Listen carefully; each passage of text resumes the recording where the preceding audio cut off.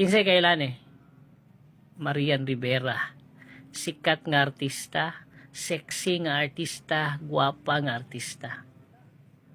Nag-viral ni siya karon guys, tungod aning iyang gihimo nga content sa TikTok nga ning gather og 148.3 million views in just a couple of days. Nya ang iyang likes ni abot og mga 12.8 million likes.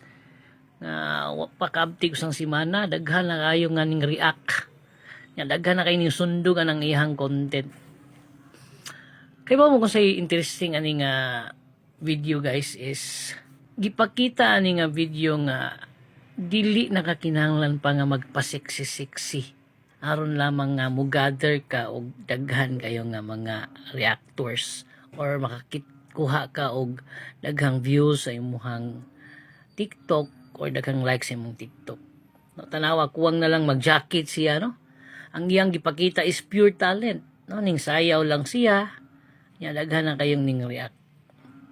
Di pareha ng ubang mga content creator diha nga mga babae nga kuwang na lang taplakan ragbanid ng ilahang mga private parts diha.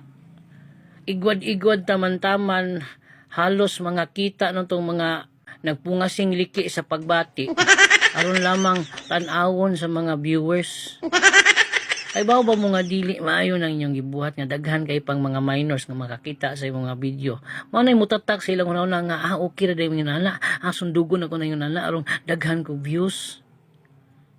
Tanawa tong gibuhat ni Marian, dapat ingon adto ipakita ninyo ang inyong pure talent.